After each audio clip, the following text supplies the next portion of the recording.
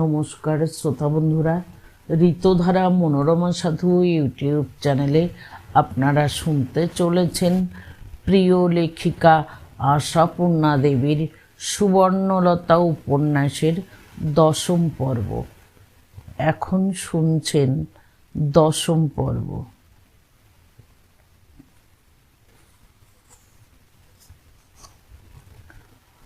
পড়ন্ত বেলার রোদ সত্যে সত্যে দাওয়া থেকে উঠোনে নেমেছে।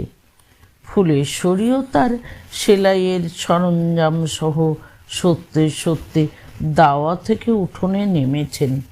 এরপর ছাদে উঠবেন। প্রদীপের আলোয় আর চোখ চলে না আজকাল, তাই দিনের আলোর শেষ বিন্দুটির পিছনেও ছুটোছুটি। ছেলে নিষেধ করে, বলে, মা, তুচ্ছ ওই কাঁথা কাঁথা করে চোখের মাথাটা আর খেও না। জীবনভর তো কাঁথায় ফুল তুললে, আর কেন? অমূল্যর মা ফুলেশ্বরী ছেলের এই বকুনিতে হাসেন, বলেন, জীবনভর তো ভাত খাচ্ছি, তবু আবার খাই কেন? তার সঙ্গে এর তুলনা? না মা না, তুমি এবার ক্ষমা দাও, নইলে শেষ অবধি অন্ধ হয়ে যাবে। ফুলেশ্বরী সতেজে বলেন, অন্ধ অমনি হলেই হলো, ভগবানের লীলা নিয়ে কাজ করছি।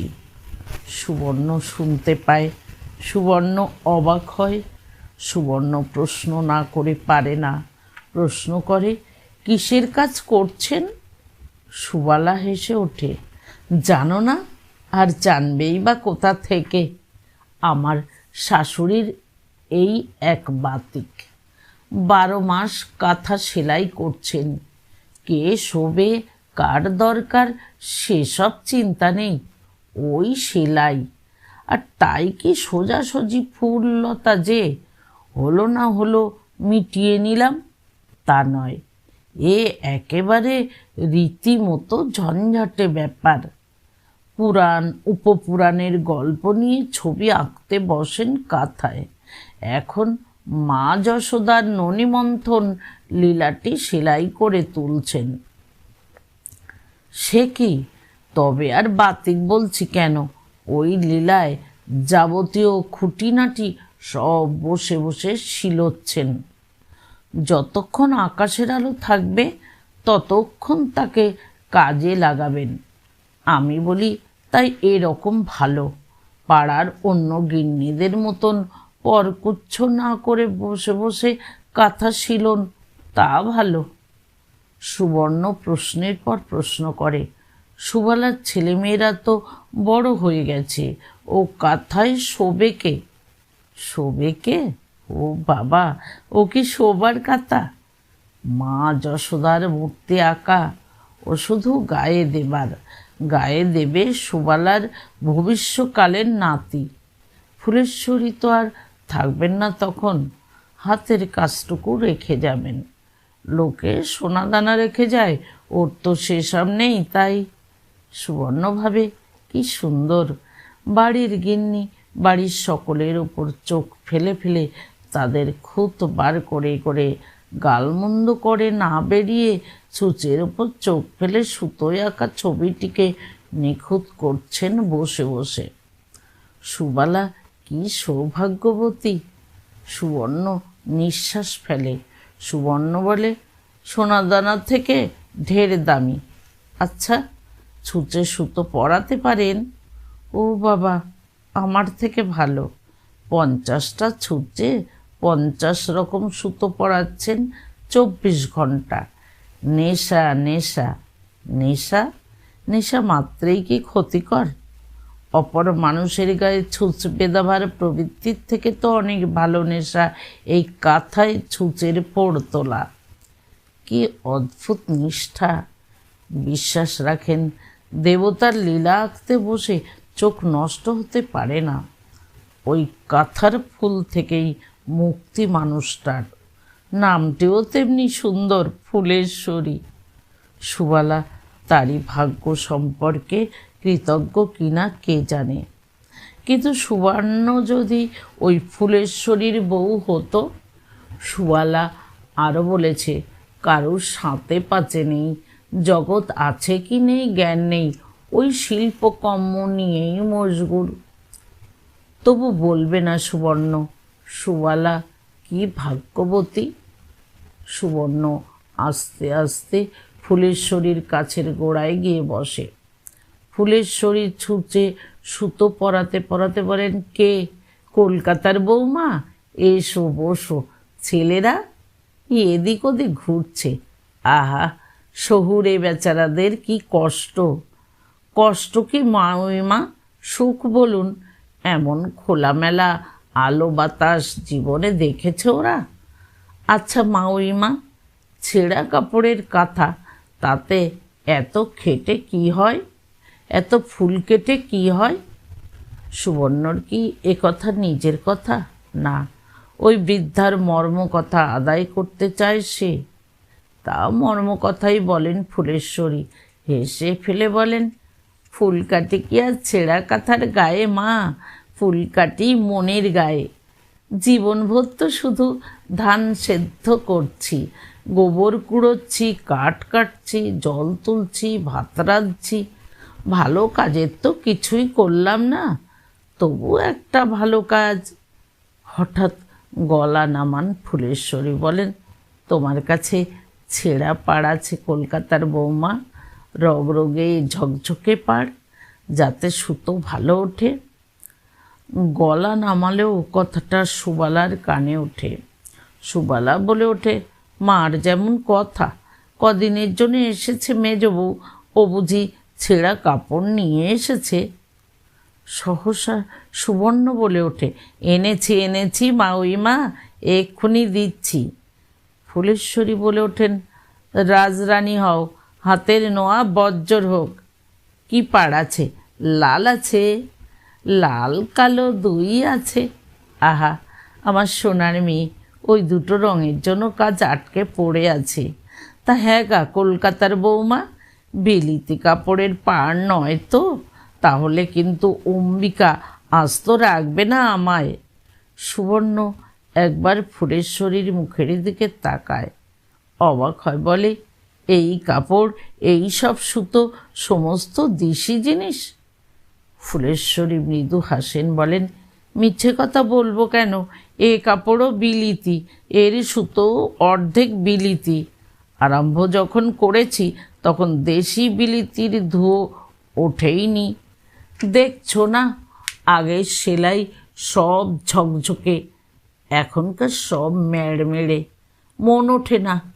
কিন্তু কি করব, ছেলেটা মনে কষ্ট পায়, বলে, ওইটুকু চকচকেটাই বড় হলো তোমার? বলে, নেহাত নাকি মা যশোদা একে বসে আছো তাই, নইলে পুড়িয়ে দিতাম। তা স্বদেশি পাড়ের সুতো থাকে যদি। এই যে এক্ষুনি দিচ্ছি। উঠে যায় সুবর্ণ। সুবালা বলে, সাধে বলেছি বাতিক, যাকে পাবেন তাকেই বলবেন। ছেঁড়া কাপড়ের পাড় আছে? তুমি ছেঁড়া পাড় কোথায় পাবে বলো তো? পাবো, এই যে আছে গো। সুবর্ণ তাড়াতাড়ি ঘরে ঢুকে যায়, ট্রাঙ্ক খুলে আস্তে আস্তে দুখানা শাড়ি বার করে ফ্যাস ফ্যাস করে তার পাড় ছিঁড়ে স্তূপাকার করতে থাকে। পাড়ের রং একটু মেড়মেড়ে, সেটাই রক্ষে। বড় গলায় আশ্বাস দিয়েছিল সুবোধ তার ভাদ্র বউকে, বামুনের ছেলে দুটো ভাত সেদ্ধ করে নিতে পারবো না। কিন্তু কার্যক্ষেত্রে দেখা যাচ্ছে ব্রাহ্মণ সন্তানের গৌরব অক্ষুণ্ণ থাকছে না। জগতের সহজতম এবং উঁচাতম কাজ ওই ভাত সেদ্ধটাই 4-4টে জোয়ান পুরুষকে হিমশিম খাইয়ে ছাড়ছে। হয় অতিসেদ্ধ হয়ে পিণ্ডি পাকিয়ে বসে থাকে, ফেনা ঝরানোর অবস্থা থাকে না, নয়তো অতি সাবধানে প্রায় চালই থেকে যায়, অথবা হয়তো জলের অঙ্কে ঘাটতি ঘটে সহসা সুগন্ধে পাড়া আমোদিত করে তোলে। তাছাড়া ফ্যান ঝরাতে আঙুলের ডগায় ছোটোখাটো ফোসকা 4 জনেরই হয়েছে, কারণ একজনের অপটুতায় ব্যঙ্গ হাসি হেসে অপরজন হাত লাগাতে এসেছে কিনা। আনুষঙ্গিক ব্যাপার উনুন ধরানো সোজা কাজ নয়, হয়তো বা তুল্যমূল্য। উনুনের ভিতর দিকে ঘুঁটে পেতে পেতে আগুন জ্বেলে দিয়ে তার উপর কয়লা ঢেলে দিতে হয়। এই পদ্ধতিটা অবিদিত কারোরই নেই। গেরস্থের ছেলে, মা চিরকাল খেটেছে, ওরা আশেপাশে ঘুরেছে, কিন্তু সেই জানা জগতের কাজটা যে হাতে কলমে করতে গিয়ে এমন রহস্যময় হয়ে উঠবে এটা কে জানত। পদ্ধতি মতো কাজ হয়, কিছুক্ষণের মতো বাড়িটা ধূম্রলোকে পরিণত হয়, কিন্তু সেই ধূম্রজাল থেকে মুক্ত হয়েই দেখা যায় ধূমের পিছনে বহ্নি নেই। কেন যে এমনটা হয় সেটা দুর্বোধ্য। ওই একই পদ্ধতিতেই তো আবার জ্বলেও শেষ পর্যন্ত। বাতির চার ধোয়া খেয়ে খেয়ে শেষ অবধি আগুনের দেখা মেলে। কাজ দুটো যে এমন গোলমেলে তা তো কই মনে হতো না কোনো দিন। বরং চোখে একটু ধোঁয়া লাগলেই রাগারাগি করা হয়েছে, এত ধোঁয়া কেন? রান্নাঘরের দরজা বন্ধ করে রাখা হচ্ছে না কেন?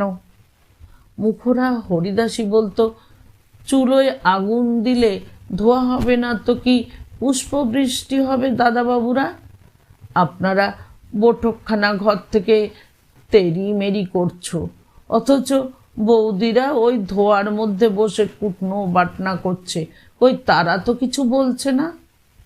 হরিদাসীর এই দুঃসাহসিকতার উপর মুক্তকেশীর ধমক এসে পড়ত। তুই থামতো হরিদাসী, কাদের সঙ্গে কাদের তুলনা? বৌদিরা ধোয়ায় বসে আছে বলে দাদাবাবুরাও থাকবে তাই? বলি পায়ে মাথায় এক হবে। হরিদাসী মুক্তকেশীকে ছেড়ে কথা কইত না, বেজার গলায় বলতো, জানি নে মা, কে পা কে মাথা, আর মাথাটাই দামি পাটাই সস্তা। তাই বা কেন? তোমরাই জানো সে কথা। পায়ের ওপরই তো দাঁড়ায় মাথাটা, আর আমরা তো পায়ের তলা। তবু তো আমাদের নইলে তোমাদের দিন চলে না দেখি। ভগবান সকল মনুষ্যের শরীর একই বস্তু দিয়ে তৈরি করেছে, সেই কথাই কইছি। তা কইবি বই কি, মেজ বৌদির সাকারের যে রাত দিন তো ওই সব কথার চাষ করছেন মা জননী। বলে থামতেন মুক্তকেশী, কারণ জানেন হরিদাসীর মতন পরিষ্কার কাজ শয়ে একটা মেলে কিনা মেলে। ওকে বেশি চটানো চলবে না। ওখানে চুপ করে এখানে ছেলেদের কাছে এসে অভিযোগ করতেন মুক্তকেশী, দেখছিস তো মাগের চ্যাটাং চ্যাটাং কথা, মেজ বৌমা এইটি করছেন, অনবরত ওদের সামনে গাওয়া। গরিবরা কি মানুষ নয়? ছোট লোক কথাটা কারুর গায়ে লেখা থাকে না, ব্যবহারেই ছোট লোক ভদ্রলোক। মাইনে দিয়ে রাখা হয়েছে বলেই কি আমরা ওর মাথা কিনে নিয়েছি? ও কাজ দিচ্ছে, আমরা পয়সা দিচ্ছি, হয়ে গেল শোধবোধ। এতে আর ছোট লোকের মাথা বিগড়বে না। ছেলেরা বলতো, বিদে করে দাও না মাগিকে, ঝি আর মিলবে না কলকাতা শহরে। মুক্তকেশী ভিতরে রহস্য ব্যক্ত করতেন না, বলতেন, না অমনটি আর সহজে মিলবে না। বলতেন, যে আসবে লঙ্কায় সেই হবে রাক্ষস। মেজ বৌমা হয়তো আবার তাকে নিয়ে পাঠশালা খুলবে। এই তো শুনি নিত্য বলছে, হরিদাসী, তোর ছেলেটাকে এই বয়সেই পানের দোকানে কাজ করতে দিয়েছিস কেন? একটু লেখাপড়া শেখাতে হয় না? আমাদের এখানে আনিস না, সন্ধ্যাবেলা ছেলেপুলের কাছে বসে থাকবে, পড়া শুনে শুনেও শিখবে একটু। এ কথা শুনে হেসে উঠেছে ওরা হা হা করে। হরিদাসীর ছেলের লেখাপড়ার ভাবনায় মেজগিন্নির আমাদের ঘুম হচ্ছে না। ভালো ভালো, কি বলবো, ওই মেয়ে লেখাপড়া করলে নির্ঘাত সামলা এটে কাছারি যেত। তবে হরিদাসীর যেরকম বোলচাল ফুটছে তাতে ওকে ছাড়িয়ে দেওয়াই দরকার। এর ওপর আবার নাকি স্বদেশী বাবুদের চেলা হচ্ছেন, বিদে করো বিদে করো।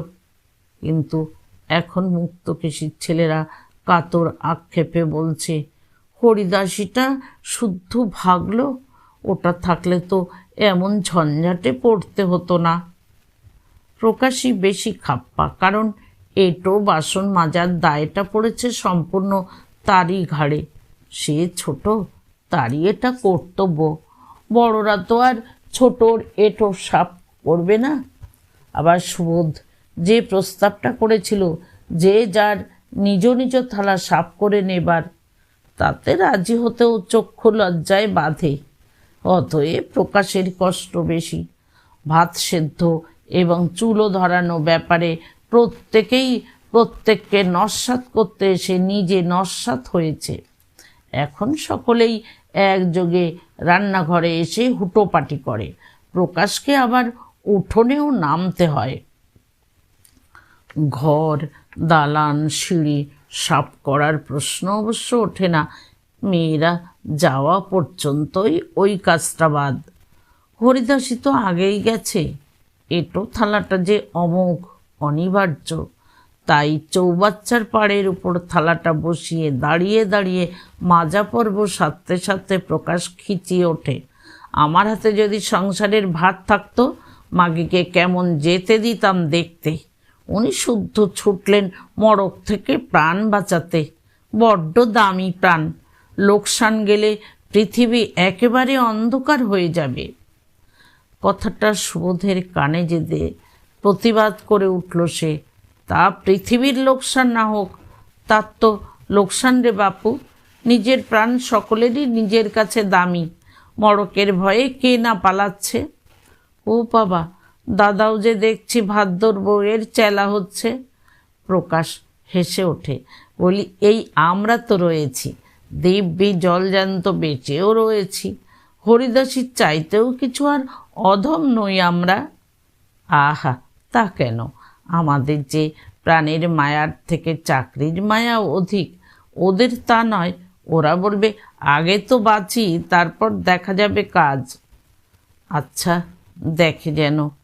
এলে কিন্তু আমার হাতে ওর শাস্তির ভার দিতে হবে, তা বলে রাখছি। দেখি কেমন করে আবার ও এ বাড়ির চৌকাঠ ডিঙোয়। সহসা কথায় ছেদ পড়াতে হয়। একটি বাজখাই গলা কর্ণ বিদারণ করে চেঁচিয়ে ওঠে, কার চৌকাঠ ডিঙোনো বন্ধর হুকুম হচ্ছে রে? আমি তো এই ডিঙোলাম। আরে যোগুদা নাকি? এরা বেরিয়ে আসে রান্নাঘর থেকে। যোগু সবিস্ময়ে বলে ওঠে, আরে তিনটে মদ্যতে মিলে রান্নার শালে কি করা হচ্ছে? কি আবার করা হবে? প্রবোধ বীরত্বের গলায় বলে, রান্না করা হচ্ছে। রান্না? তোরা আবার রান্না শিখলি কবে রে?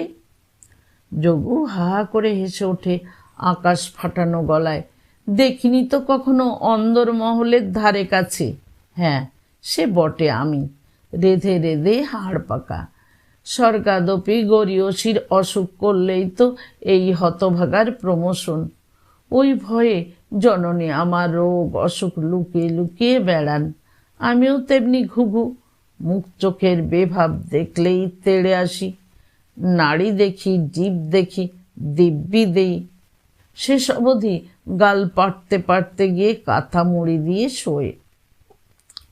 প্রভাস সকৌতুকে বলে, তা বেশ, রান্নায় ওস্তাদ তো। এখন তো সপাক চলছে। আচ্ছা, একদিন খেয়ে আসা যাবে তোমার হাতে। যোগু চোখ কুচকে বলে, কেন এখন সপাক কেন? বলতে নেই, ষষ্ঠীর কৃপায় বাছা এখন আছেন ভালো। আছেন অর্থাৎ শ্যামা সুন্দরী এখনো এই মড়কের কলকাতার বিরাজমান। এরা হইচই করে ওঠে, মামি এখানেই আছেন নাকি? দেশের বাড়িতে চলে যাননি? দেশের বাড়িতে? যোগু আর একবার আকাশ ফাটায়। দেশের জ্ঞাতিদের সঙ্গে যে মায়ের আমার একেবারে গলায় গলায়। বলেছিল একবার মানদা পিসি, আমি যাচ্ছি বড় বউ, যাবি তো চ। আমি সাপ বলে দিলাম, কেন? এই হতভাগা গরিবটাকে মাতৃহীন করতে সাধ। হাতে পেলে শ্যামা সুন্দরীকে জ্যান্ত রাখবে তোমরা? মেরে পুকুর পাড়ে গুজে রাখবে কিনা বিশ্বাস কি? সুবোধ আক্ষেপের গলায় বলে, ইস, তা তো জানি না। ওই মানদা মাসি মাকে বলেছিল আমি যাচ্ছি, বড় বউকে সঙ্গে নিয়ে যাব, তাই জানি। ইস, এমন জানলে মামিকে তো মায়ের সঙ্গে নবদ্বীপে পাঠিয়ে দেবার ব্যবস্থা করতাম। তখন একেবারে ছুটোছুটি হুড়োহুড়ি। যোগু হেসে ওঠে। হ্যাঁ, জমের বাড়িকে ফাঁকি দেবার তালে কত লোক কত শালার বাড়িতেই ঠেলে উঠল। শালার বাড়ি, বোনাইয়ের বাড়ি, মামার বাড়ি, পিসির বাড়ি, গুরু বাড়ি, বলি জমের বাড়িটা কোন বাড়িটায় নেই বল দিকি? পালিয়ে প্রাণ বাঁচিয়ে জমের হাতে এড়াবি? সে বেটা পেয়াদা পাঠালে সমুদ্রের তলায় গিয়ে লুকুলেই কি ছাড়ান আছে? তাহলেও এটা তোমার উচিত হয়নি যোগুদা, বিপদ মেয়ে ছেলেকে নিয়েই। প্রভাস বলে, আমার এক মক্কেল নবদ্বীপেই যাচ্ছে কাল, মামিকে বরং তার সঙ্গে। খেপেছিস? যোগু সতেজে বলে, যেখানে মা সেখানে ছা। আমার হচ্ছে এই সাদা বাংলা, দুজনে দুঠাই হই, আর জম বেটা দুধ পাঠাক। তখন হয় মা বেটি ছেলের হাতের আগুন পাবে না, নয় ছেলে বেটা মরণকালে মায়ের পায়ের ধুলো পাবে না। রক্ষে করো। যোগু শর্মা ওসব গোলমেলে কাণ্ডর মধ্যে নেই। মা আবার মেয়ে ছেলে কী রে, জগৎজননীর অংশ না? জগৎজননীর অংশ না? তা বটে। পাগলা জগার কথায় চিরকালই সবাই হাসে, এখনও হাসল, বলল তা বটে।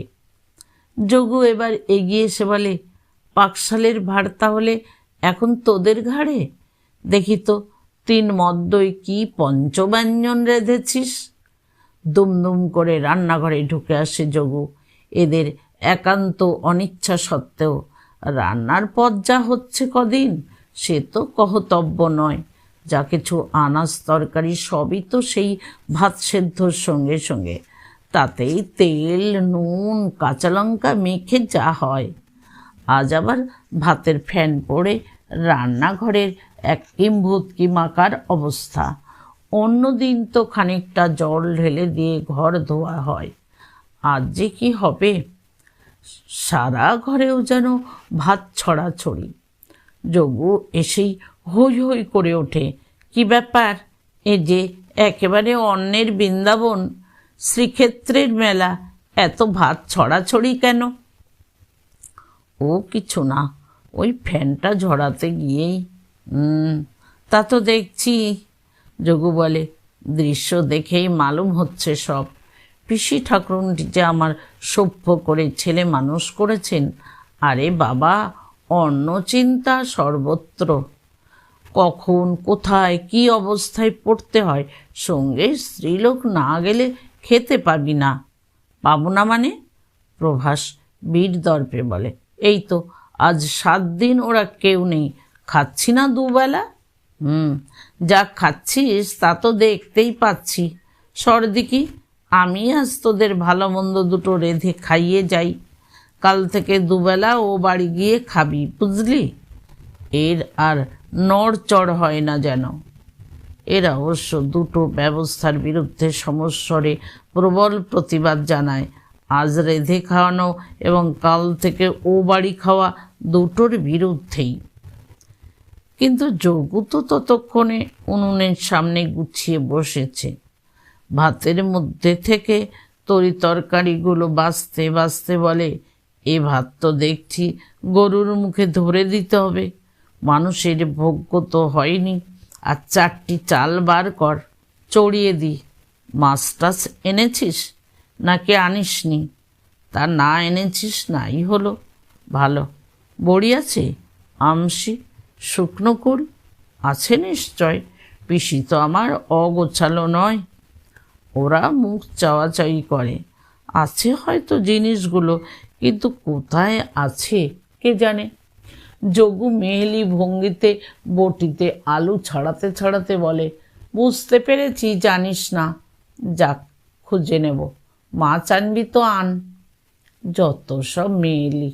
প্রভাস হাত ধুয়ে এদিকে সরে এসে বলে, বসেছে দেখ, যেন একটা গিন্নি। মেয়েলি বেটা ছেলে আমার 2 চক্ষের বিষ। সুবোধ বলে, বাজারে মাছই বা কোথা, মেছুনি জেলেনিরা আছে, সব ভেগেছে। তোমাদের বাজারে পাচ্ছ নাকি? আমাদের আমাদের খুঁজছে কে? মাছ কি আমাদের লাগে? সে কি, তুমি খাও না? দূর, কবে ওপার চুকিয়ে দিয়েছি। সুবোধ অবাক গলায় বলে, কেন? তোমার তো আর বৈষ্ণব মন্তর নয়, শাক্ত মন্তর, তবে মাছ খেতে বাধা? বাধা? যোগু আগ্রহ ভরে বলে, বাধা কিসের? দুই মায়ে পয়ে থাকি, অত ঝামেলায় দরকার? মায়ের ঘাড়েই তো দু হেসেলের ভার পড়বে, তাই বলে তুমি মাছ খাবে না? তুমিটার ওপর জোর দেয় সুবোধ। যোগু চালের থেকে ধান বাছতে বাছতে বলে, তা আমি বেটাই বা কি এত তালেবর? এত বিধবা ভবিষ্যি করছে। শোনো কথা, সাধে আর তোমায় পাগল বলি যোগুদা, কিসের সঙ্গে কিসের তুলনা? যোগু জুত করে হাঁড়িটা উনুনে বসিয়ে দিয়ে সরে এসে উদাত্ত উত্তর দেয়, কিসের সঙ্গে কিসের মানে? মানুষের সঙ্গে মানুষের তুলনাই করছি। মেয়ে ছেলেরা চিরজন্ম হবিষ্যির উপর থাকতে পারে, বেটা ছেলেরা থাকতে পারে না?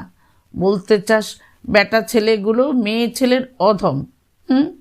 কোনো বিষয়ে খাটো হতে রাজি নই, বুঝলি? নে সদ্দিকি, দেখি পিসির কোথায় কি আছে। মাছ না আনিস বয়ে গেল। দেখবি এমন পোস্ত চচ্চড়ি বানাবো, খেয়ে যে বয়সে আছিস সেই বয়সেই থাকবি। কই শিলপাটাটা কই?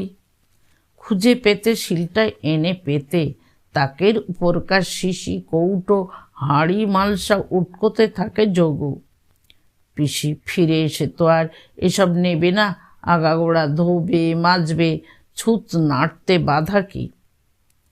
মেয়েলি কাজে যে মেয়েদের থেকে এক তিলও খাটো নয় যোগু, তার প্রমাণ দেয়। এই 7 দিন পরে ওরা আজ রান্নার গন্ধ পায় এবং ঠিক মতো শব্দ। রূপও দেখা যাচ্ছে। রসাস্বাদটার জন্যে রসনা উৎকণ্ঠিত। রেধে বেড়ে হাত ধুয়ে কোচায় মুছতে মুছতে দৃঢ় আদেশ দেয় যোগু, ব্যাস, কাল থেকে খবরদার আর হাঁড়ি নাড়বি না, ওখানে চলে যাবি। মনে মনে একটা স্বস্তির নিঃশ্বাস ফেললেও সুবোধ বলে ওঠে, তাই কি হয়? 4-4টে মানুষ মামির ঘাড়ে চাপা। ঘাড়ে চাপা মানে? রাধেই, দুটো বেশি করে রাঁধবে, এই তো। কেন, মা কি আমার গতর কুড়ে? প্যান প্যান করিস নে বাবা। হ্যাঁ, মামার বাড়ির আদর জুটবে এ আশা দেব না।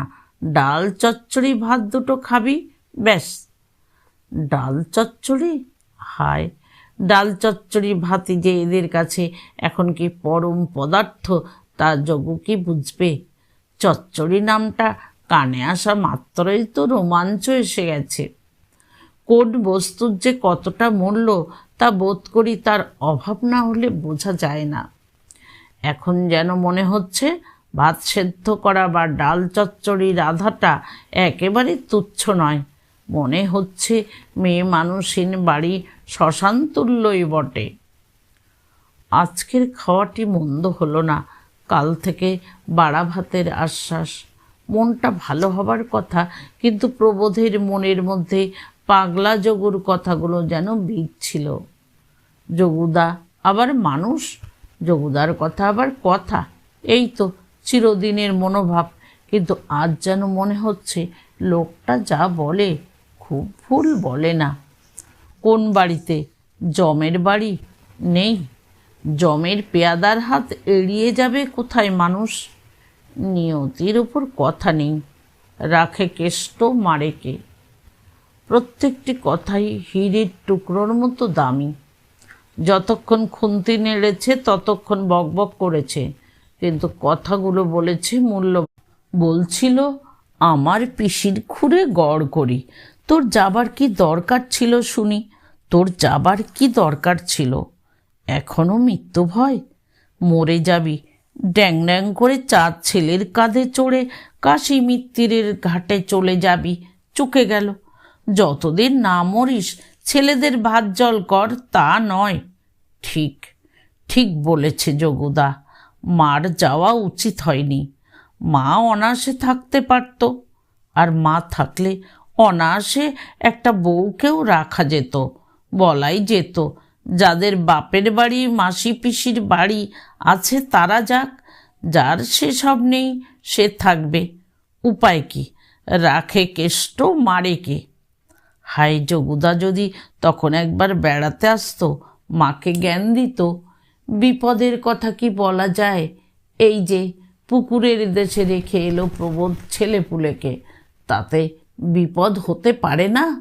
যুক্তি ক্রমশই ভারী হতে থাকে এবং শেষ পর্যন্ত সিদ্ধান্তে পৌঁছয় সামনে রবিবারেই গিয়ে নিয়ে আসবে। আর এই তো বেশ দিব্যি ঠান্ডা, পলহরি কদাচিৎ শোনা যাচ্ছে। তবে তবে কেন? প্রাণ পাখিকে খাঁচার বাইরে বার করে বেড়াল কুকুরের মুখে রেখে আসা। ভগবান জানেন ইত্যবসরেই থাবা বসিয়েছে কিনা। মেয়ে মানুষটির তো বুদ্ধি শক্তির বালাই নেই, স্বদেশী শুনেই গলেছেন। নির্ঘাত এতদিনে দিব্য মাখামাখি চলছে নিশ্চয়। তা নইলে চিঠি দিল না একটা, অথচ নিজ মুখে বলেছিল চিঠি দিলে রাগটা করবে না তো। হ্যাঁ, প্রবোধের ফেরার সময় সেই কাট কাট ভাবটা বদলে গিয়েছিল যেন সুবর্ণলতার। অনেক দিন আগের মতো নরম আর হাসি খুশি দেখিয়েছিল। নিচু হয়ে নমস্কার করে পায়ের ধুলো নিয়ে হেসে বলেছিল, হঠাৎ যদি মরে টরে যাই মাপ চেয়ে রেখে দিলাম। প্রবোধের কি ইচ্ছে হচ্ছিল সেই বন বাদাড়ের মধ্যে ওই সুবর্ণলতাকে ফেলে রেখে চলে আসে, কিন্তু উপায় কি? না না, ফিরিয়ে নিয়ে চলে যাই বললে পাগল বলবে না লোকে? তাছাড়া বোন ভগ্নিপতির পক্ষে রীতিমতো অপমানও সেটা। অতএব প্রাণ রেখে দেহটা নিয়ে চলে আসা। ইচ্ছে হচ্ছিল একবার সাপটে ধরে আদর করে নেয়, কিন্তু ছেলেগুলো আশেপাশে ঘুরছে, তাই চোখে দীনতা ফুটিয়েই মনোভাব প্রকাশ। চিঠি দিলে রাগ করব তা কি জানি। তোমাদের বাড়িতে ও রেওয়াজ আছে কিনা, বিয়ে হয়ে তো তোমাদের গলাতেই তো পড়ে আছি। চিঠি লেখা কাকে বলে জানি না। এইবার যেন বলে চলে এসেছিল প্রবোধ, ফিরে ফিরে তাকাতে তাকাতে। ঠিক যে অবিশ্বাসিনী হবে সে ভয় অবশ্য নেই, কিন্তু স্বভাবটাই যে পুরুষ ঘেঁষা। যেখানে পরপুরুষ সেখানেই চোখ কান খাড়া। আবার বলে কিনা কান পেতে শুনি নতুন কথা কিছু বলছে কিনা। বলে না, সেই গঙ্গা জল পাতাবার শখ আমার নেই। কার সঙ্গে পাতাবো? কারোর সঙ্গে মনেই মেলে না। রাত দিন আর ওই মেয়েলি গল্প শুনতে ইচ্ছে করে না। তাহলেই বোঝো, মেয়ে মানুষ তুমি, তোমার মেয়েলি গল্পে অরুচি, কারোর সঙ্গে তোমার মন মেলে না। তবে আর কি, একটা বেটা ছেলে খুঁজেই তবে মনের মানুষ পাতাও, বলেছিল প্রবোধ, কতকটা রাগে কতকটা ব্যঙ্গে। সই পাতানোর একটা ঢেউ এসেছিল তখন। সই গঙ্গা জল বাদেও নতুন নতুন সব আঙ্গিকে। সেজবউ তার বাপের বাড়ির দিকের কার সঙ্গে ল্যাভেন্ডার পাতিয়ে এলো। ছোট বউ এখানেরই পাশের বাড়ির বউয়ের সঙ্গে পাতালো গোলাপ পাতা। বিরাজ তার জায়ের বোনের সঙ্গে পাতিয়ে নিল বেলফুল। এমনকি মুক্তকেশী পর্যন্ত এই বুড়ো বয়সে মকর সংক্রান্তিতে সাগরে গিয়ে দুটো গিন্নির সঙ্গে সাগর আর মকর পাতিয়ে এলেন। বিধবার পাতাপাতিতে তো খরচ বেশি নেই। মাছ নয়, মিষ্টি নয়, পান সুপুরি নয়, শাড়ি নয়, শুধু 5খানা বাতাসা আর কাঁচা সুপুরি হাতে দিয়ে সূর্য সাক্ষী করে চিরবন্ধনের প্রতিজ্ঞা। সধবাদের খরচ বেশি, তা সধবারা সাধ্যমতো করেছে। শাড়ি, সিঁদুর, পান, মিষ্টি। কিন্তু সুবর্ণ কারোর সঙ্গে কিছু পাতালো না। হেসে বলল, বন্ধুত্ব যদি হয় কারোর সঙ্গে এমনিই হবে, পুজো পাঠ করে না করলে হবে না, ওতে আমার রুচি নেই। ওরা আড়ালে বলেছিল তা নয়, কাউকে তুমি যোগ্যী মনে করো না তাই। সুবর্ণর বড় রাগে ব্যঙ্গে বলল, তবে আর কি, মেয়ে মানুষে যখন রুচি নেই তখন একটা বেটা ছেলে খুঁজে মনের মানুষ পাতাও।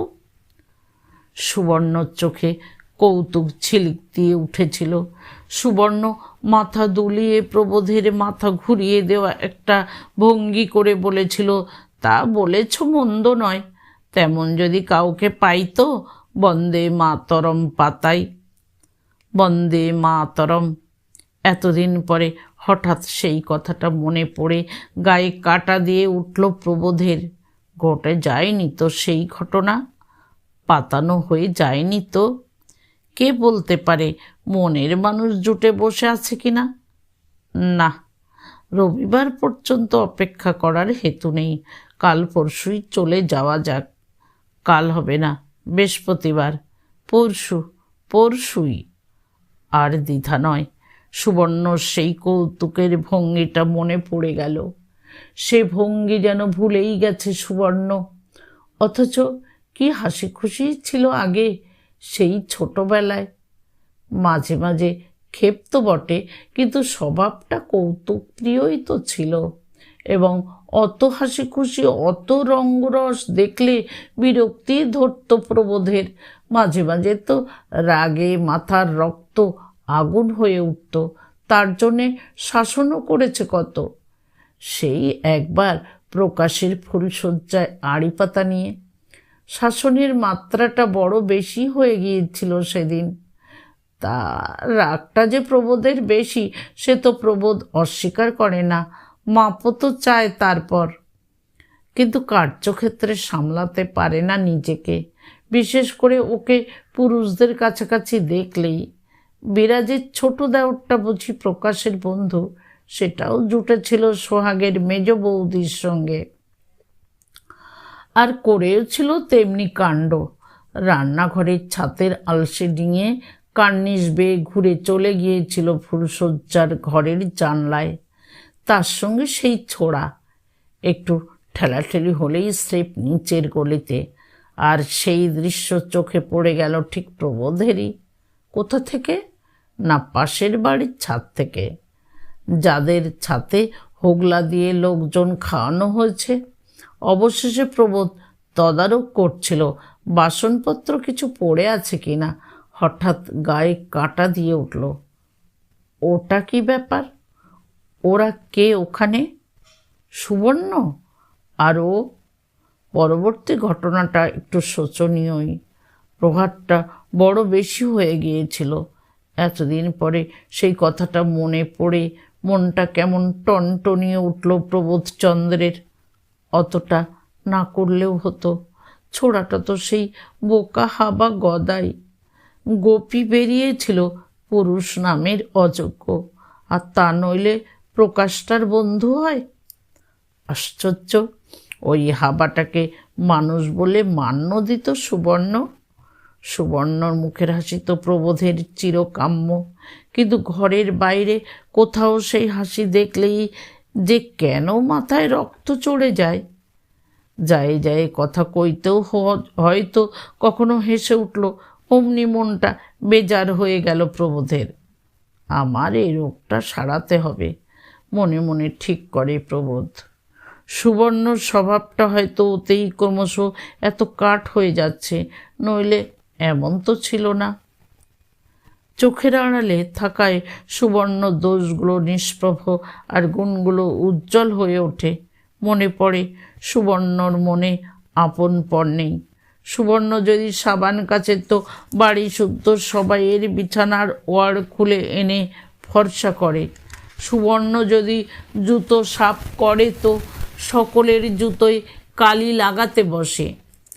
ছেলেরা একটা জিনিসের বায়না করলে বাড়ির সব কটা ছেলে মেয়েকে দিয়ে তবে নিজের ছেলেকে দেয়। এসব সদ্গুণ বই কি? কার্যকালে প্রবোধ আদৌ এগুলোকে সদ্গুণ বলে না, বরং বাড়াবাড়ি বলেই অভিহিত করে। কিন্তু এখন বোধ করি হঠাৎ নিজের মধ্যেই সদ্গুণের উদয় হওয়ায় সুবর্ণর ওই গুণগুলোকে সদ্গুণ বলে মনে হচ্ছে তার। পিয়ন এ বাড়িতে দৈবাত আসে, সুরাজ চিঠি দেয় মাঝে মাঝে, এইটাই প্রধান। আর সবই কালে কসমিনের ব্যাপার। তথাপি পাড়ায় তার আসার একটা টাইম আছে, সেই টাইমে দাঁড়িয়ে থাকে প্রবোধ রাস্তায়। কিন্তু কোথায়? সুবর্ণ সেই মুক্তোর মতো সাজানো অক্ষরে লেখা ঠিকানার চিঠি কোথায়? তার উপর ভয়ানক কষ্ট হলো, বুকে হাতুড়ির ঘা পড়ল প্রকাশের নামে এক খামের চিঠি আসা দেখে। আঁকা বাঁকা অপটু অক্ষর, বাড়ির মালিকের নামে লিখেছে কেয়ার অব সুবোধচন্দ্র মুখোপাধ্যায়। তবু চিঠি তো বউয়ের চিঠি। প্রকাশের এ ভাগ্য হলো, অথচ প্রবোধের হলো না। যার বউ রাত দিন খাতায় গান তুলছে, ছেলেদের হাতের লেখা মক্স করাচ্ছে, হাতের লেখা দেখলে কে বলবে মেয়ে মানুষের লেখা? ছোট ভাই, ভাবতে লজ্জা। তবু বুকের মধ্যে ঈর্ষার জ্বালা অনুভব করে প্রবোধ। প্রকাশের চিঠিটা যে তার হাতেই এসে পড়ল। ছোট ভাইকে তো আর হাতে হাতে দেওয়া যায় না। ওর ঘরে রেখে এসে ডেকে বলে দিল, ওরে পেকা, তোর নামে বোধহয় একটা চিঠি এসেছে। মামির কাছে খাচ্ছে কাল থেকে, কাজ নেই কিছু, কাজেই শূন্য প্রাণ আরও শূন্য লাগে। তাসের আড্ডাও এই হুজুগে ছত্রভঙ্গ হয়ে গেছে, জমছে না তেমন। ঘরে বউ না থাকলে কোনো কিছুতেই জুত হয় না, কারুরই না। তাকে দেখি না বা না দেখি, তবু থাকুক, এই হচ্ছে কথা। প্রবোধ সংকল্প দৃঢ় হলো। কালই যাত্রা, বিনি খবরেই যাবে, গিয়ে বলবে চিঠিপত্র নেই। এদিকে হঠাৎ একটা দুঃস্বপ্ন দেখে এখানে এখানে বলবার কথাও ঠিক করে ফেলেছে। বলবে মামির ঘাড়ে আর কতদিন খাওয়া যায়, ওদিকে বোনাই বাড়িতেই বা কতদিন স্ত্রী পুত্র রাখা যায়। কিন্তু কি দেখব গিয়ে? আনন্দ আর আতঙ্ক এই দুয়ের তাড়নায় ছটফটিয়ে বেড়ায় প্রবোধ। ঠাকুমার সঙ্গে নবদ্বীপে আসায় উৎসাহের অন্ত ছিল না চাপার। ভগবান রক্ষে করেছেন, যে মা জবরদস্তি করেনি। মা যদি জেদ করত, যেতেই হতো মায়ের সঙ্গে। ঠাকুমা যতই রাগী হোক, চাপাদের ব্যাপারে যে শেষ পর্যন্ত ঠাকুমার কথা খাটে না, মার কথাই বজায় থাকে, সে জ্ঞান জন্মে গেছে চাপার। অতএব কাটা হয়েছিল চাপা। ওই বুঝি মা বলে বসে, না সবাই আমার সঙ্গে যাবে। কিন্তু চাপার ঠাকুর ফুল নিলেন।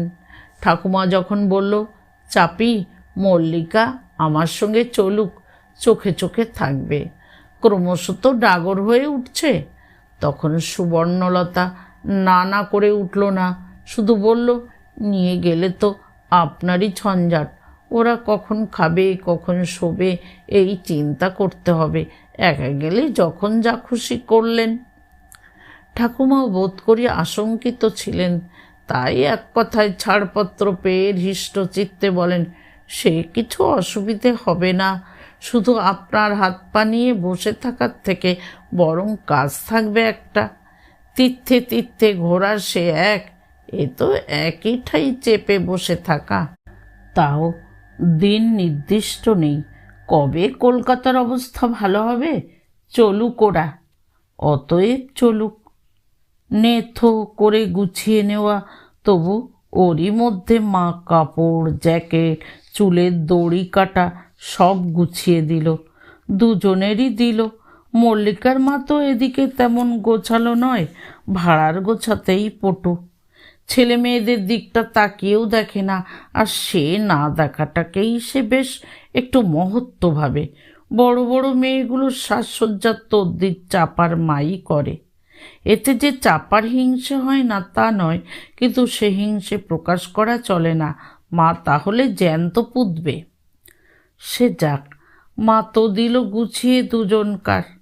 ঠাকুমার পুটলিও গুছিয়ে দিল, আহ্লাদে নাচতে নাচতে বেরোবে। কিন্তু শেষ মুহূর্তে মল্লিকা বিশ্বাসঘাতকতা করে বসল, জেদ করে কেঁদে কেটে চলে গেল। তার মার সঙ্গে। বলল, ভাই বোনদের জন্যে মন কেমন করছে। ভাই বোনদের জন্য মন কেমন? বিশ্বাস করবে চাপা এই কথা? বলে, দুদণ্ড ওরা চোখ ছাড়া হলে নিঃশ্বাস ফেলে বাঁচা যায়। রাত দিন উৎখাত করছে, রাত দিন চ্যাঁ ভ্যাঁ করছে।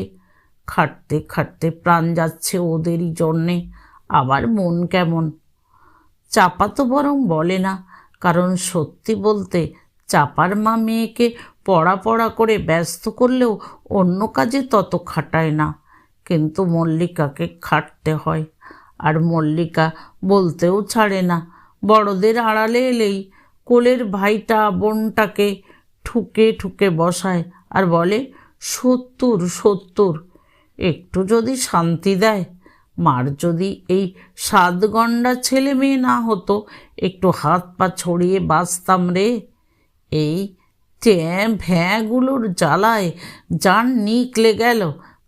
জ্ঞান হয়ে পর্যন্তই কাঁথা পাট করছি আর ছেলে বইছি। ছোট ভাই বোনেরা পুতুলের বাক্সটা একটু হাত দিলে কি মারটাই মারে তাদের। অবশ্যই চাপাও দোষে দোষী। পুতুলের বাক্স তার প্রাণ, কেউ হাত দিলে বাঘিনীর মতো ঝাঁপিয়ে না পড়ে পারে না। কিন্তু চাপা তো ঢং করে বলতে যায়নি ভাই বোনের জন্যে মন কেমন করছে। মন কেমন?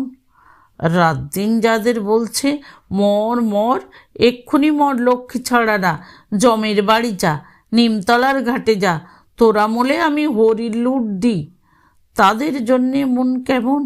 ন্যাকামি, চালাকি। শেষ অবধি ওর মা কিছু লোভ টোপ দেখিয়ে কি ঘুষ ঘাস দিয়ে মেয়েকে ফাঁদে ফেলেছে। জানে তো মেয়ে নইলে চলবে না। বিয়ে হয়ে গেলে করবে কি? তখন তো চালাতেই হবে। মাঝখান থেকে চাপারই ঘোরতর কষ্ট। পুতুলের বাক্সটা এনেছে চাপা, কিন্তু খেলার সঙ্গিনী যে ভাগলবা। মল্লিকার এই বিশ্বাসঘাতকতায় হৃদয় বিদীর্ণ হয়েছিল চাপার। তবু প্রথম 2-4 দিন ঠাকুমার সঙ্গে মন্দিরে ঠাকুর দেখে বেরিয়ে গঙ্গায় নিয়ে এবং ঠাকুমার গুরুবাড়ির সংসার যাত্রার নতুনত্ব দেখে একরকম ভালোই কাটছিল। ঠাকুমাও মেয়েটা একা পড়েছে বলে একটু হৃদয়বত্তার পরিচয় দিচ্ছিলেন, কিন্তু সে অবস্থা আর থাকলো না। গুরুর নিজেরই মেয়ে জামাই, নাতি নাতনি আর শ্বশুর বাড়ির দিকে কে সব এসে হাজির হলো, কে জানে কি উপলক্ষে। তবে সেই উপলক্ষে চাপা মুক্তকেশীর আদর ঘুষল। ঘরের অকুলান হওয়ায় দালানের চৌকিতে শুতে হলো ঠাকুমা নাতনিকে, এবং গুরুমার বেজার বেজার ভাব যেন সর্বদাই স্মরণ করিয়ে দিতে লাগলো, তোমরা এখনো অবান্তর। প্রশ্ন করতে লাগলো, আর কতদিন? অন্য কোথাও এ ভাব দেখলে নির্ঘাত মুক্তকেশী পুটলি বোচকা গুটিয়ে চলে যেতেন, কিন্তু জায়গাটা গুরুবাড়ি, দিনহীন হয়ে থাকাই নিয়ম। তাই মুক্তকেশী গুরুমার কাজে সাহায্য করেন, গঙ্গা জল বয়ে এনে দিয়ে মন রাখতে চেষ্টা করেন। কিন্তু চাপার মন কে রাখবে? মুক্তকেশী ওদিকে যতই আহত হন, ততই এদিকে ঝাল ঝাড়েন। উঠতে বসতে আপদ বালাই, পায়ের বেড়ি, ঘাড়ের পোছা ইত্যাদি বিশেষণে ভূষিত করতে থাকেন নাতনিকে। নাতনির খাওয়া দাওয়ার ব্যবস্থাটি মনোপুত না হলে নাতনিকেই টিপে টিপে গঞ্জনা দেন এবং বলতে থাকেন, নিরিমিষি মুখে রুচ্ছে না, সাহেবের গিন্নি হবেন। কত ভাগ্যে নারায়ণের অন্নপ্রেশাদ জোটে তা জানিস হারামজাদি? বলা বাহুল্য, গুরুমার কানেই যায় কথাটা, কিন্তু নিরিমিষের কষ্ট পূরণ করতে এখন আর দুধটুকু, দইটুকু, আচারটুকু, আমসত্ত্বটুকু পাতে পড়ে না। নারায়ণের বালভোগের জোড়া মণ্ডাটি তো গুরুর ছোট নাতির একচেটে হয়ে গেল, অথচ প্রথম দিকে গুরুদেব পুজো করে উঠে এসেই মেয়ে কই করে ডেকে ডেকে ওই মণ্ডাটি হাতে দিতেন চাপার। কিন্তু তাকেও দোষ দেওয়া যায় না। চাপা একটা বুড়ো মেয়ে, ছোট্ট কেউ বাড়িতে নেই বলে আদর জুটছিল তার। নাতি এলো একটা 3-4 বছরের শিশু, আদরটা স্বভাবতই তার দিকে গড়াবে। আর নিজের নাতি এবং যজমানের নাতনিতে আদরের পার্থক্য থাকবে না, এ আবার হয় নাকি? সংসার ত্যাগী যোগী গুরু নয়, ঘর সংসারী গৃহী গুরু। যজমান ঘর বিস্তর, তাই অবস্থা ভালো। আর সেই জন্যেই যজমানরা নবদ্বীপ এলে ওঠে ওর কাছে, আদর যত্ন পায়। কিন্তু সে তো আর অনির্দিষ্টকালের জন্যে নয়। বেজার আসাই স্বাভাবিক, বেজার আসাই স্বাভাবিক, এটা মনে মনে হৃদয়ঙ্গম করেন মুক্তকেশী। তাতেই মেজাজ আরও খাপ্পা হয় এবং সেই মেজাজটা চাপার উপরই পড়ে। প্রথম প্রথম এখানে ঠাকুমার ভক্তি বিগলিত নম্র মূর্তি দেখে অবাক হয়ে যাচ্ছিল চাপা, কারণ ঠাকুমার এই মূর্তি তাদের কাছে অভূতপূর্ব। কিন্তু ভাগ্যে সইল না। এখন ঠাকুমা উঠতে বসতে চাপাকে খিচোচ্ছেন, হয়তো নিরুপায়তার প্রকাশই এই, অধস্তনের উপর বীরত্ব ফলানো। তাই পুরুষ জাতি যখন দরবারে না মুখ পায়, তখন ঘরে এসে বউ ঠ্যাঙায়। চাপা এত মনস্তত্ত্ব বোঝে না। চাপা ঠাকুমার ভৎসনায় মর্মাহত হয় এবং তেমন দুঃখময় মুহূর্তে বলেও বসে, কেন আনলে আমাকে? মল্লির মতন মায়ের সঙ্গে পাঠিয়ে দিলেই হতো। তখন আবার আর এক হাত নেন মুক্তকেশী, তখন আবার আর এক হাত নেন মুক্তকেশী। নিঃসঙ্গ চাপা অতএব বড়ই মনোকষ্টে আছে।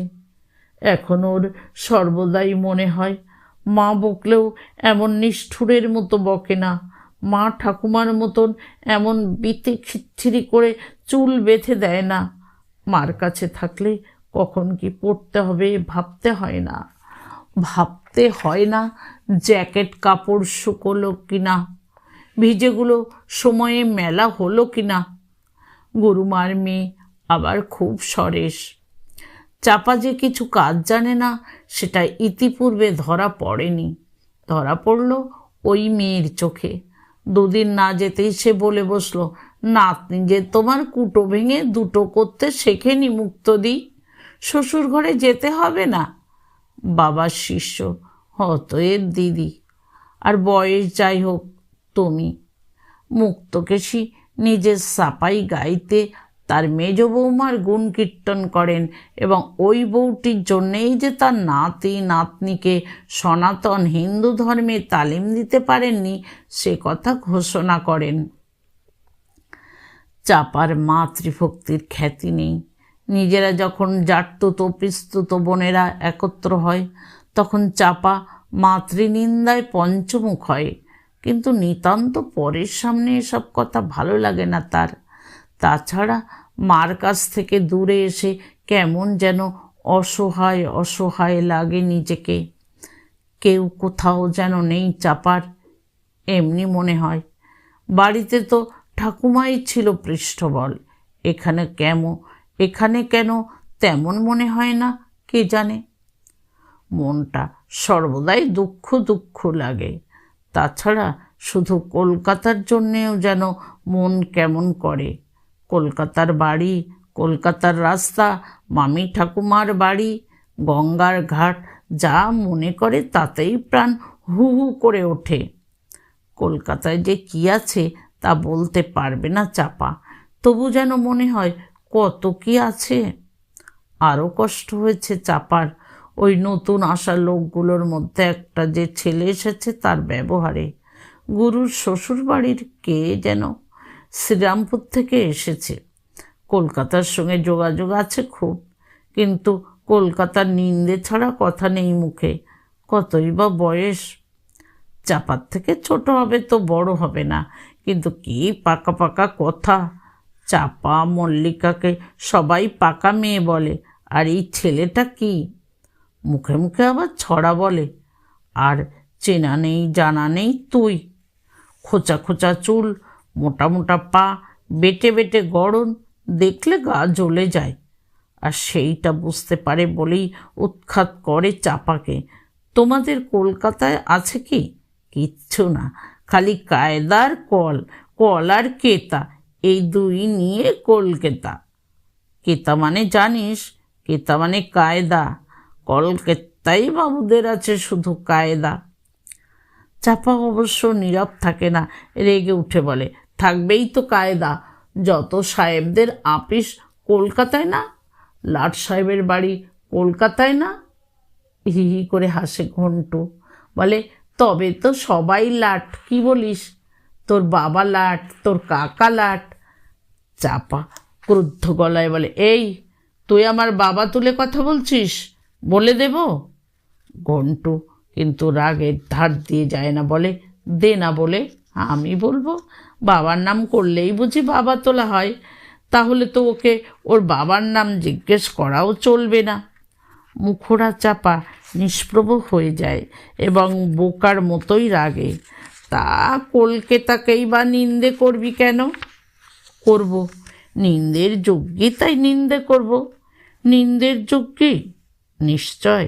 তাহলে তোদের শ্রীরামপুরও খুব বিচ্ছিরি, যত ইচ্ছে নিন্দে করব। ঘন্টু চোখ পিটপিটিয়ে হাসে, বলে, কর দেখি কি নিন্দের কথা বার করতে পারিস।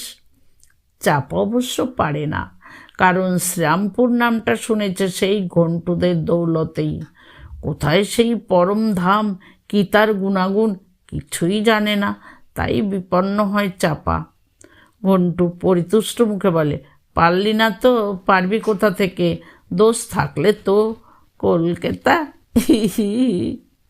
কলকাতাই বাবু, এক ছটাকে কাবু। কোচারে ঝোল লম্বমান, উদর ফাঁকা, মুখে পান।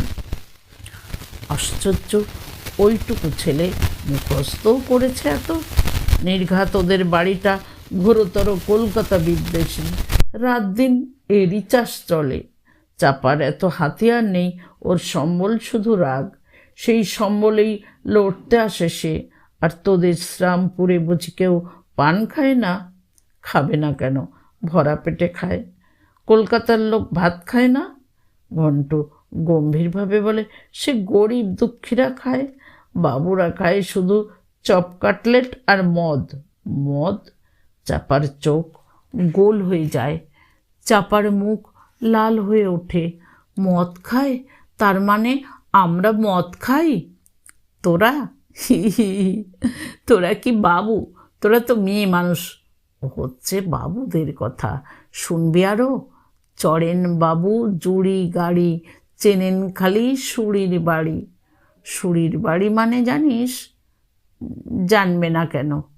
কি না জানে চাপা? রাত দিন তো শুনছে সব। নিজেরাই ঝগড়ার সময় বলে সুরির সাক্ষী মাতাল, কিন্তু সত্যি মানে ভেবে বলে নাকি? অথচ এই পাজি ঘণ্টাটা। কখনো তুই কলকাতার নিন্দে করবি না বলছি। চাপা অগ্নিমূর্তি হয়। ঘন্টু নির্বিকার, ঘন্টু নির্ভয়। ঘন্টুর এই মেয়েটাকে খেপানোই আপাতত শৌখিন খেলা, আর খেলাটাকে সে নির্দোষী ভাবে। তাই ঘন্টু হঠাৎ তারস্বরে বলে ওঠে, আচ্ছা করব না নিন্দে, বল তবে একটা ধান গাছে কখানা তক্তা হয়? চাপা ক্ষোভে দুঃখে উঠে যায়। ঘন্টু মহোৎসাহে চেঁচায়, কলকাতার বিবিদের ছড়াটা শুনে গেলি না? চাপা গিয়ে কেঁদে পড়ে, ঠাকুমা, ওই ঘন্টুটা যা ইচ্ছে বলছে, বলছে কলকাতা চাই বিচ্ছিরি, থাকবো না আর আমি। মুক্তকেশীর অজানা নয় ব্যাপারটা, তাই বেজার মুখে বলেন, ও খেপাচ্ছে বলেই তুই খেপবি? বাড়িতে তো খুব দুধে, এখানে একেবারে কচি খুকে হয়ে গেলি কি যে। গুরুকন্যা বলে ওঠেন, যা বলেছ মুক্তদি, নাতনি তো তোমার বিয়ের বয়স বয়ে যায়। কি ন্যাকা বাবা, ঘন্টুকে একটা মানুষ, তাই ওর কথায় খেপছে।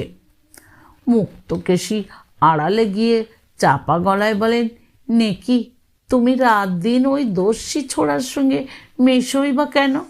ওসব হচ্ছে পাজির পা ঝাড়া। খবরদার ঘন্টুর সঙ্গে মিশবি না। চাপা কেঁদে ফেলে। কলকাতার দুধে চাপার সব মর্যাদা ঘোচে। বলে, আমি কি মিশতে চাই? ওই তো আসে সেদে সেদে। তা হোক, তুই আমার কাছে কাছে থাকবি। তোমার কাছে? তুমি যেন বড্ড থাকো, রাত দিন তো রাস্তায়, তার থেকে চলে যাই চলো। চলে যাই বললেই তো হয় না, তোর বাপ জ্যাঠা হুকুম দেবে তবে তো। চাপা অতএব এদের ছাতে উঠে কাঁদতে বসে। কলকাতার নিন্দে তার এমন জ্বালাই বা করে কেন? কলকাতার কথা মনে পড়লেই বা প্রাণের মধ্যে এমন হু হু করে ওঠে কেন? ছাতে নির্জনে বেশিক্ষণ বসা যায় না। বেলা পড়ে গেলেই গা ছমছম করে, আর দুপুরবেলা বুক ঢিপ ঢিপ করে। তবু আসে একবার একবার। আলসের ধারেই একটা নারকেল গাছ, তার পাতাগুলো ঝিরঝির করে। সেই দিকে তাকিয়ে থাকতে থাকতে চাপার মনটা হারিয়ে যায়। যে বাড়ির দেওয়াল চারখানা চাপার মার কাছে জেলখানার দেওয়ালের মতো লাগে, সে বাড়ির ঘরে ঘরে ঘুরে বেড়ায় চাপার মন। আর সকাল থেকে রাত অবধি যেখানে যা কিছু হয় সব মনে পড়ে যায়। বাবা জ্যাঠা কাকারা কে কি করেন, কখন খাওয়া হয়, কখন শোয়া হয়। তাছাড়া সকালবেলায় মাথায় বড় একটা হাঁড়ি নিয়ে যে লোকটা গলির মধ্যে এসে হেঁকে যায়, মুড়ির চাকতি, চিড়ের চাকতি, ছোলার চাকতি, সে লোকটার গলার আওয়াজ যেন এখান থেকেই কানে এসে বাজে। কানে বাজে তাই কুলপি, মালাই কুলপি। কানে বাজে চুড়িওলির চুড়ি চাই চুড়ি, আতা চাই আতা, টেপারি টোপাকুল, নারকুলে কুল। চলছেই তো সারাদিন। এখানেও শব্দের অবধি নেই, সে কেবল ঘণ্টা কাসরের শব্দ।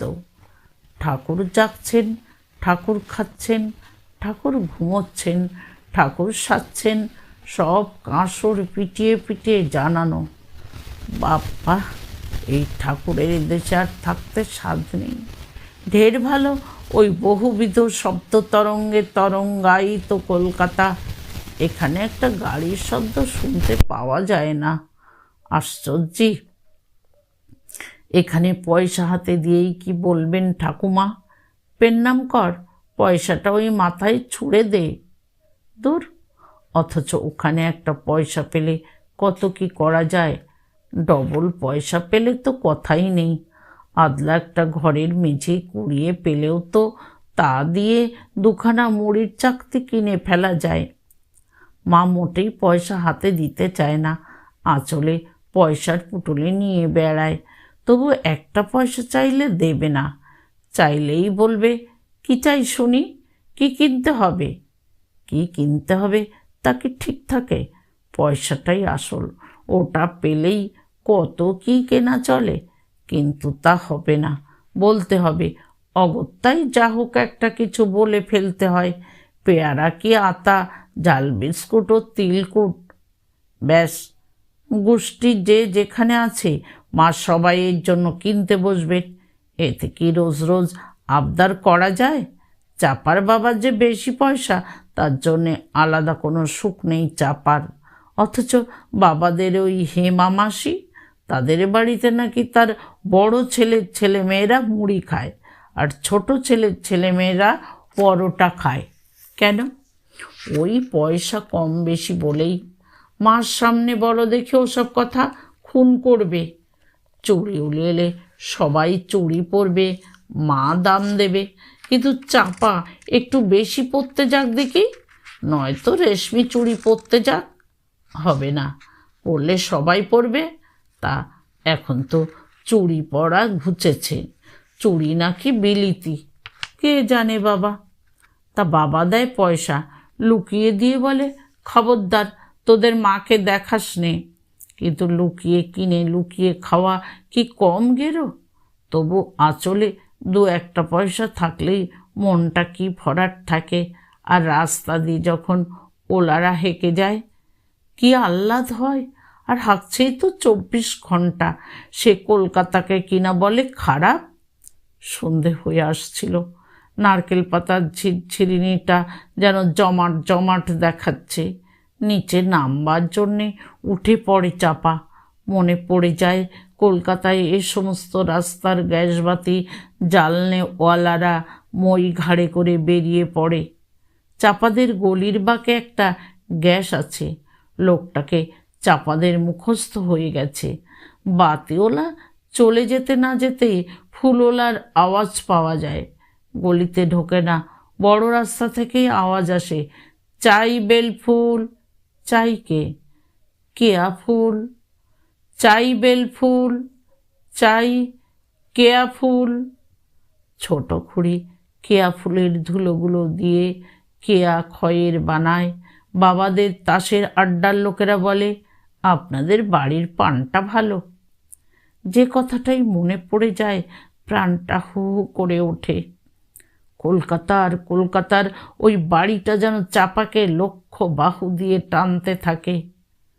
আর এই কষ্টকর মুহূর্তে আরও ভয়ানক কষ্টকর একটা আশঙ্কা চাপাকে যেন পেঁচিয়ে ধরে। অথচ এ আশঙ্কাটা এ যাবৎ যেন চোখের সামনে একটি রঙিন ফুলের মতো দুলছিল। ইদানিং ঠাকুমাকে প্রায়ই লোকে বলতে শুরু করেছে, আর কি, চাপা মল্লিকা তো দিব্যি বিয়ের যোগ্যী হলো, এবার নাচ জামাই খোঁজো। ঠাকুমাও অনুকূল একটা জবাব দিচ্ছেন। কাজেই অদূর ভবিষ্যতেই যে সেই দিনটা আসছে তা বুঝতে পারছে চাপা। আর সেই বুঝতে পাড়ার আশেপাশের ঝলসে উঠছে নতুন গহনা, জরির শাড়ি, মালাচন্দন, লোকজন, ডাকহাক, ঘটাপটা। টোপর পরা একটা ছেলেও আছে বই কি এই সমারোহের কোনো একখানে। কাজেই সবটা মিলিয়ে ওই একটি রঙিন ফুলই। কিন্তু আজ ঠিক এই মুহূর্তে ফুল উধাও হলো। একটা বুনো জন্তু যেন হাঁ করে বিয়ে হওয়া মানেই তো ওই বাড়ি থেকে চলে যাওয়া, হয়তোবা কলকাতা থেকেও।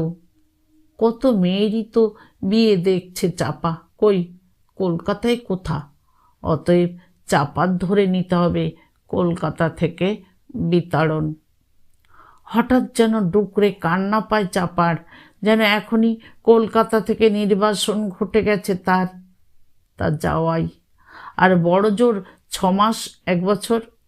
তার বয়সী কত মেয়েরই তো বিয়ে হয়ে যাচ্ছে। হায় হায়, কেনই বা বিয়েটাকে ভালো মনে হতো তার? আচ্ছা, যদি বা কলকাতাতেই বিয়ে হয় তার ছোট পিসির মতো, কিন্তু পড়তে তো হবে একটি দজ্জাল শাশুড়ির হাতে আর ঠাকুমার হাতে। পিসির শাশুড়ি কেমন চাপা জানে না, মা খুড়ির শাশুড়িকেই দেখে আসছে জীবনভর। কাজেই শাশুড়ি শব্দটার সঙ্গে সঙ্গেই মুক্তকেশিরে মুখটাই ভেসে ওঠে। বলা বাহুল্য, তাতে বুকে খুব একটা বল আসে না। সন্ধ্যার ছায়া মনে নিয়ে নিচে নেমে আস্তে আস্তে আরও একটা কথা মনটাকে তোলপাড় করে তোলে চাপার মার নাকি 9 বছরে বিয়ে হয়ে গিয়েছিল। তার মানে চাপার বয়স থেকে 2 বছর আগে। আর মা বেচারিকে এসে পড়তে হয়েছিল ঠাকুমার মতো শাশুড়ির হাতে। উফ, কি কষ্ট, কি কষ্ট! জীবনে এই প্রথম বোধ করি মাকে বেচারি ভাবল চাপা। তারপর আরও আতঙ্ক গ্রাস করতে বসলো চাপাকে। শুনেছে মার ঠাকুমা নাকি মার মাকে লুকিয়ে আর মাকে জোর করে বিয়ে দিয়ে ফেলেছিলেন।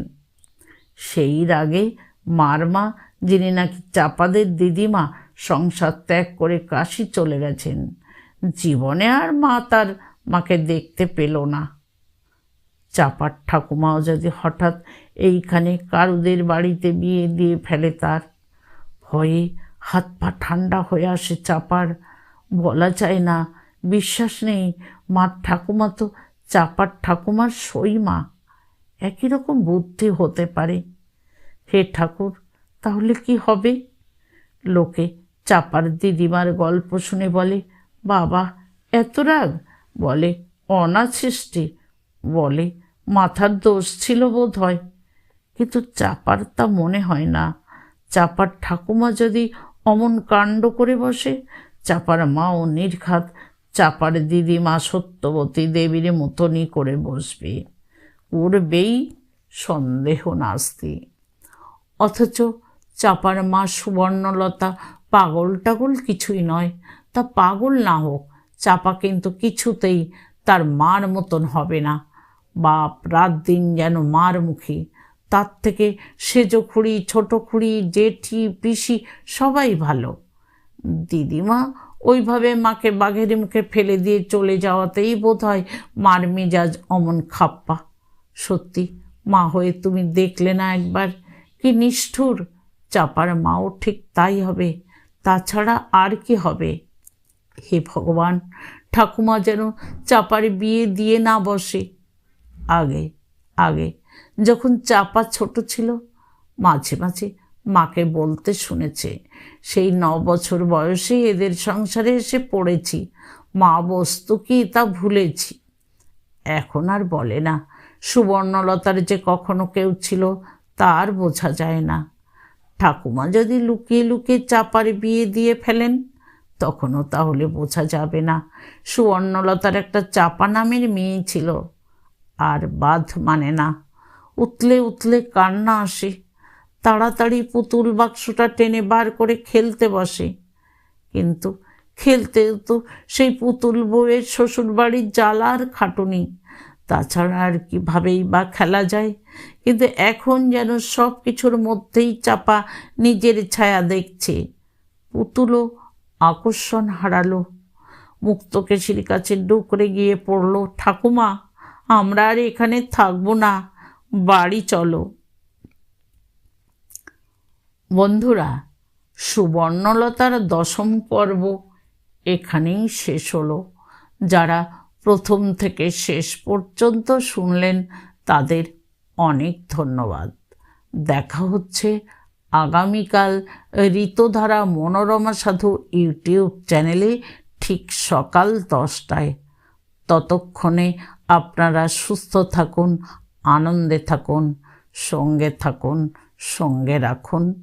নমস্কার।